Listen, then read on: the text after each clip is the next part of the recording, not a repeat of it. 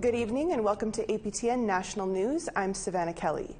A plea for privacy came from the chief of St. Theresa Point First Nation in Manitoba after two 14-year-old girls apparently froze to death. APTN's Leanne Sanders has the story. The entire community of close-knit St. Theresa Point has been hit hard by the girls' deaths on March 1st. It was -23 when the girls' bodies were discovered in the First Nation, about 450 kilometers north of Winnipeg. A medical examiner's report is coming, but Chief Alvin Flett believes drugs caused the girls' deaths. He says they need to be aggressive to stop drugs from coming into the community. We have airports and we have no means to be allowed to search luggage, because that's the portal, that's where all the drugs go through, is at the airport. Flett says because of drugs and violence they cause, their mental health funding is depleted halfway through the year. We don't have enough resources to contain the issue that causes the drug influx into our community. So it's a problem that continues to grow bigger, and it affects every aspect of our lives, our safety, and we're having difficulty dealing with it simply because of that issue. Assembly of Manitoba Chiefs Grand Chief Kathy Merrick says this is why First Nations should be at the table when federal health transfers to the province are discussed and when the Manitoba government sets its budget. The communities here for many, many years have asked the governments to provide them with treatment centres, with health centres, with a hospital of 18,000 people within their region. To no avail to this day. The province of Manitoba, when they did their budget announcement, did not even mention our people. So Canada must decide if it honestly shed its colonial ways on dictating to us what we need and bravely chart a new course forward. St. Theresa Point is preparing to lay the two girls to rest next Tuesday. Leanne Sanders, APTN National News, Winnipeg. A Whitehorse City Councillor's infant son is no stranger to City Hall, but not everyone welcomes him. Here's Sarah Connors with that story. Item 2, Strawberry Day. 8-month-old Theo is a familiar face at Whitehorse City Council. Mom Michelle Friesen has been bringing him to council meetings since he was 1 month old. A Ta'anquachin Council citizen, Friesen is the first Indigenous person to be elected to City Council since the 1990s. You know, we came from a matriarchal system, and women were traditionally the ones making decisions and being leaders, and our children were always welcome in the room where decisions were being made. But Friesen says Mayor Laura Cabot told her some city staff and councillors complained Theo was being distracting. She now feels pressure to stop bringing him to meetings. Some comments that have been made, like if I need to step away for a diaper change, that I'm somehow not fully participating, or that I'm somehow missing out on important information and not being able to do my job like everybody else. Friesen says it's an unfair standard placed on her as an Indigenous parent and doesn't align with the council's platform of inclusivity or her own cultural upbringing. You know, I'm the first Indigenous woman to be on Whitehorse City Council, and it's been 30 years since we've had Indigenous representation, and this is something that I've been taught in my culture. He's a busy little guy. He's obviously thriving. He's a joy, but some of that brings some, noise, distraction, disruption to a formal meeting. There is nothing explicit in the council rules that prevents Friesen from bringing her son, but Mayor Laura Cabot says as baby Theo grows up, he's been more disruptive, and that has affected important meetings. It can impede the sharing of information. It's hard to hear. It's hard to stay focused and to listen to what other people are saying. The mayor says she's understanding of Friesen's position and wants to find a solution that works for everyone. Absolutely. Let's have the discussion on how we can be more inclusive. But Friesen says what's being offered, like calling into meetings, doesn't work for her. That actually does affect my ability to do my job fully, because I can't chair my committees over the phone and somebody else needs to do that work for me. Council plans to hold a private meeting to find a solution. Friesen says she's received many messages of support and is hopeful speaking out will make City Council inclusive for everyone. We want to talk about embracing equity, and so here's a really good example and a really good opportunity to do that and do things differently. Sarah Connors, APTN National News, Whitehorse. What do you think about babies attending City Council meetings? We want to hear your thoughts. Here's how you can continue the conversation. Send your emails to news@aptn.ca.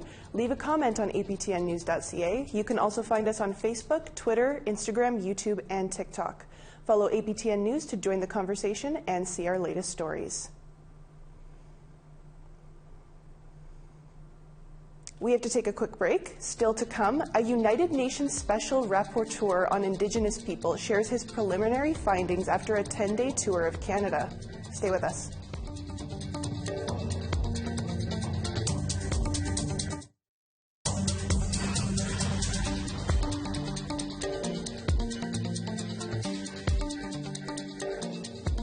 The United Nations Special Rapporteur on the Rights of Indigenous Peoples wrapped up a 10-day visit to Canada this week. Francisco Cali-Day visited cities and communities in 4 provinces where he listened to Indigenous people's concerns. At a press conference in an Ottawa hotel on Friday, he presented his preliminary findings. He said there's a wide range of issues, including the growing crisis of missing and murdered Indigenous women and girls, and a lack of access to quality health care. Indigenous people are calling for the adoption of the Joyce Principle to guarantee all Indigenous people the right to equitable access without discrimination to all social and health services, as well as the right to enjoy the highest attainable standard for physical, mental, emotional, and spiritual health in accordance with the UN Declaration on the Rights of Indigenous Peoples. And joining us now to talk about this is our aptly named Truth in Politics panel with Niigaan Sinclair and Carrie Benjo. Thank you, Niigaan and Carrie, for joining us today. So the UN Special Rapporteur on Indigenous Peoples, Jose Francisco Cali-Day, has been touring Canada. He held a press conference in Ottawa and made some comments about residential schools, the child welfare system, and murdered and missing women and girls.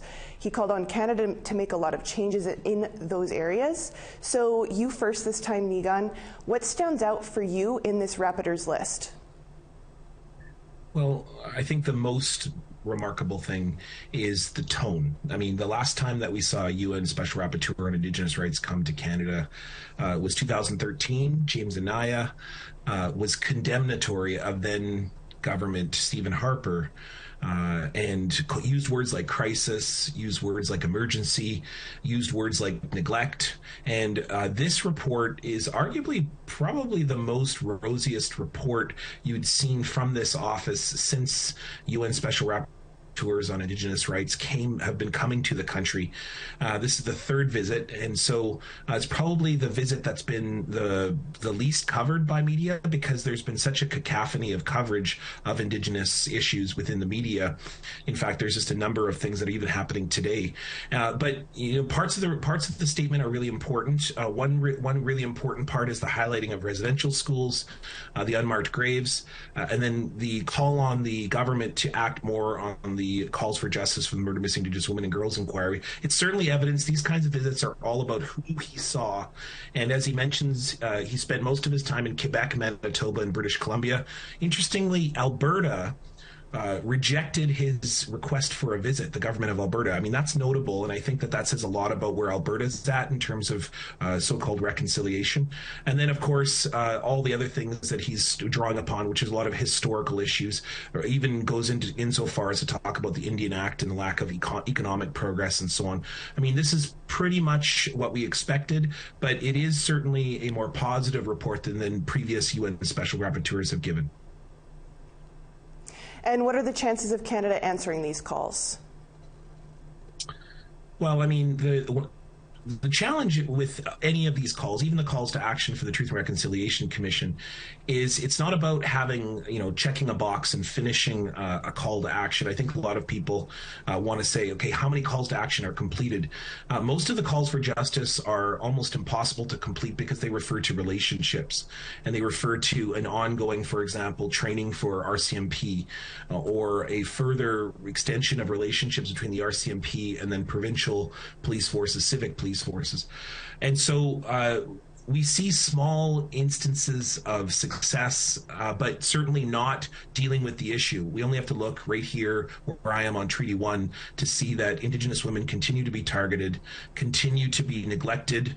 Police, the chief of police saying that it's not feasible to look for them in landfill sites. And then, of course, the ongoing issue, you only have to see that the over-policing, the over-incarceration, the situation of violence with Indigenous women. Just this past week on a First Nation in northern Manitoba, a woman was murdered. So, the situation continues to be dire, and I think Canada is not taking this issue seriously, as pointed out in the report.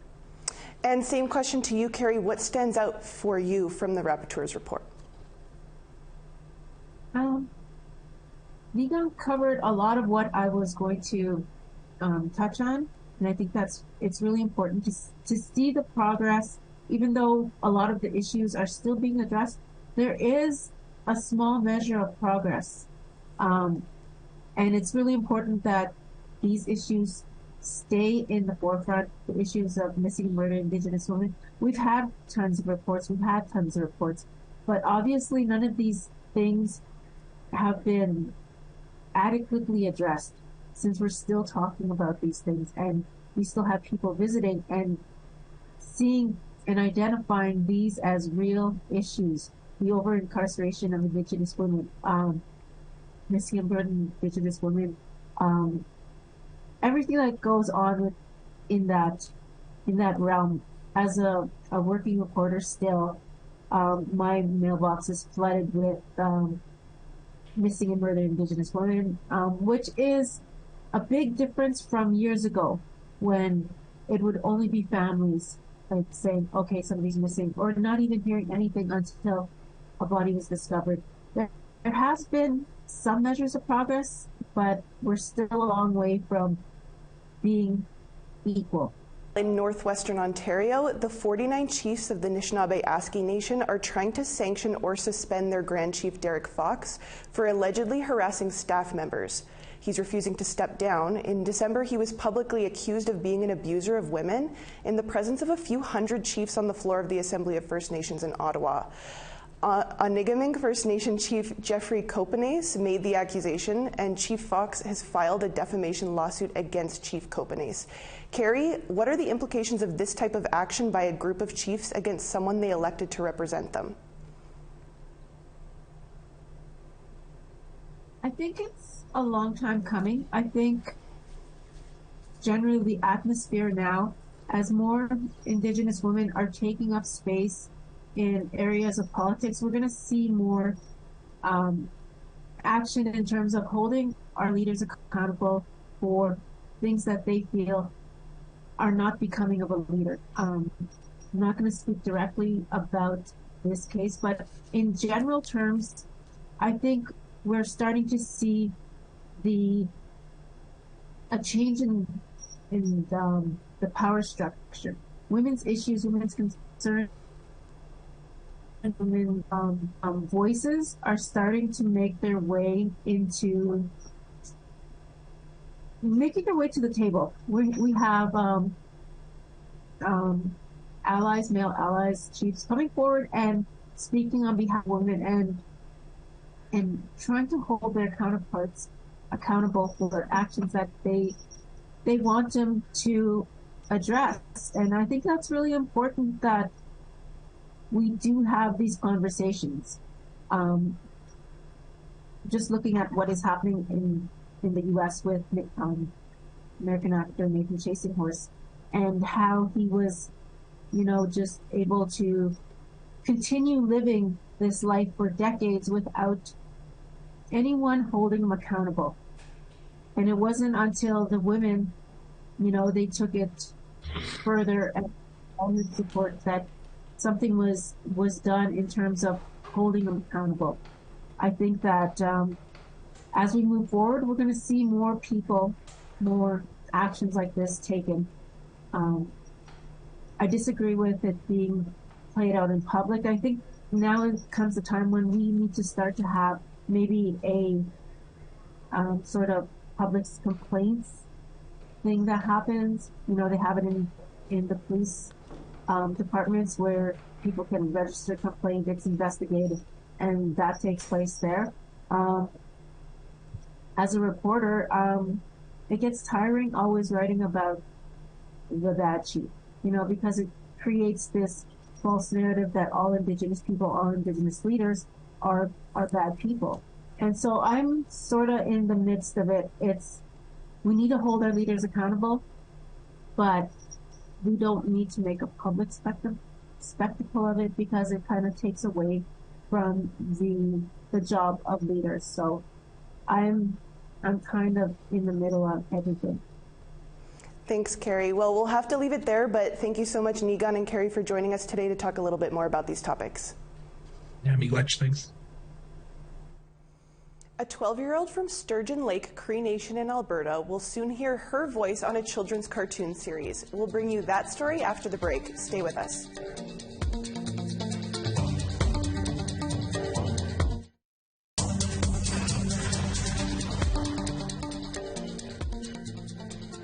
Welcome back. It's time now for our photo of the day. Today's photo comes from Yvonne Kelly. Yvonne snapped this shot of the sacred island in Sabaskong Bay on Lake of the Woods, Ontario. Thank you for sharing. If you want your photo to be featured, send it to share@aptn.ca or tag APTN News on Instagram. Now, here's tomorrow's weather forecast. Starting on the East Coast, 0 degrees in St. John's, 1 degree in Charlottetown, -7 in Kuujjuaq, -15 in Inukjuaq, Chibougamau, -5, and then Val-d'Or, -6. Peterborough, 1 degree, Sault Ste. Marie, -2. Sioux Lookout, -4 in Sun, Big Trout Lake, -9. Churchill, -18, God's Lake, -5. Brandon, -5, Barons River, -3. Regina, -6 in snow, Saskatoon, -8. Stony Rapids, -9, Buffalo Narrows, -9 there as well. -10 in Fort Chip, -7 in Fort McMurray, -7 in Edmonton, -6 in snow in Medicine Hat. 6 degrees in Campbell River, -3 in Canal. Dease Lake, -14, Fort Nelson, -14 in snow.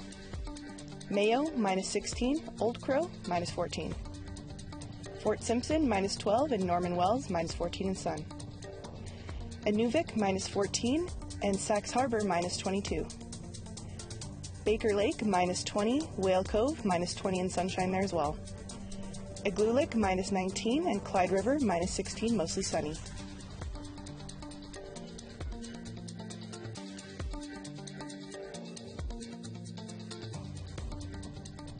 APTN Investigates returns tonight with the first episode of a 4-part series looking into Canada's correctional system.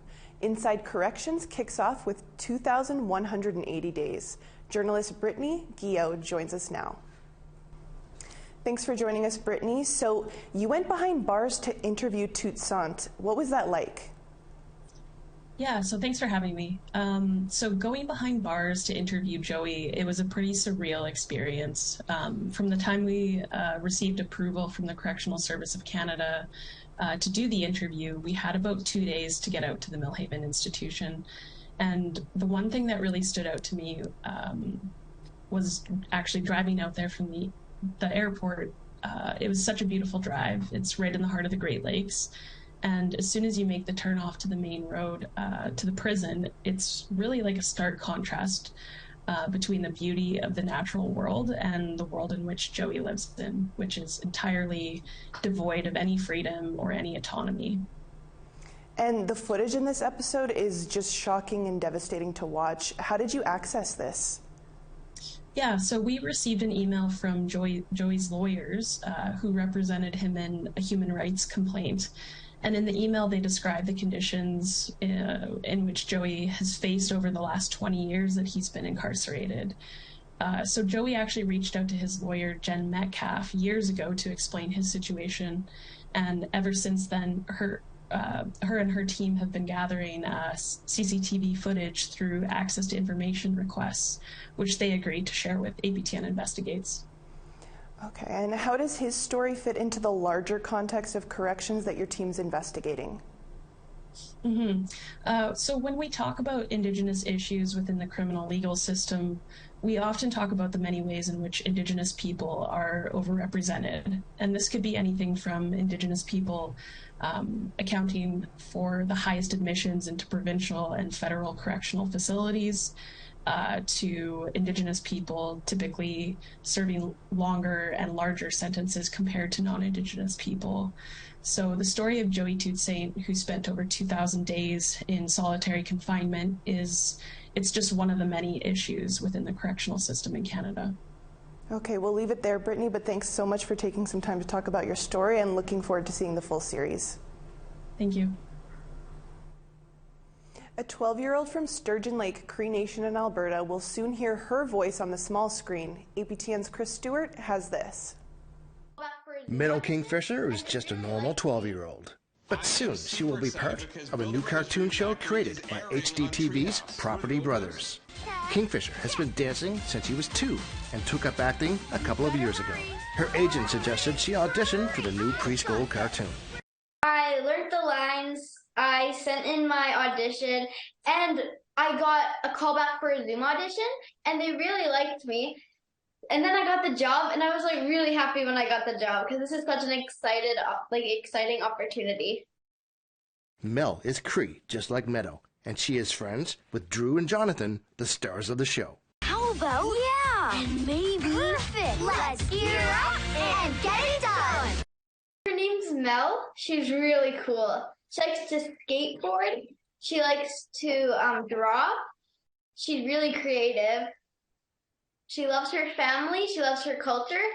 And I think it's really cool to be playing an Indigenous character because I feel like a lot of Indigenous people will look up to her like I do. Meadow's parents, Madison and Harlan, are proud of their daughter. You don't see a lot of kid actors and Indigenous like getting into movies and to TV series. So to see that now and to see her be able to do it and like succeeding and striving at it, it's just been amazing. And just to see the not only like my band, but like the whole Indigenous community being proud of her, and it's amazing. Meadow has even more projects under her belt. And then I was just in LA for a dance convention, and I signed with an LA agent. And I just got back from Greece from a movie series, feature film. Feature film. A rising star. Builder Brothers Dream Factory premieres March 26 on Treehouse and Stack TV. Chris Stewart, APTN National News, Edmonton. Congratulations, Meadow. Well, you can watch APTN Investigates Inside Corrections 2,180 Days a few minutes from now following the APTN National News. And that's all the time that we have for your APTN National News. For news anytime, visit our website at aptnnews.ca. I'm Savannah Kelly, and from all of us here, thank you for watching and have a good night.